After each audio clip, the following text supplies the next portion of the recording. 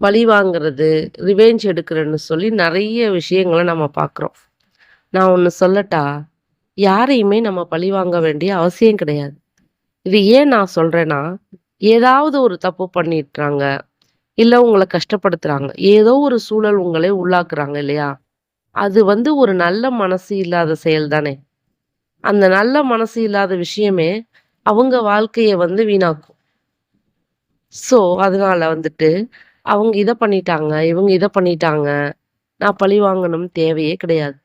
அவங்கவங்க மனசு, அவங்கவங்க சிந்தனை. இதுக்கு மேல ஒரு விஷயம் இருக்க முடியுமா? பட் நல்லா இல்லாத ஒரு விஷயம் அவங்க வாழ்க்கைக்கு அவங்க பண்ணிக்க முடியாது.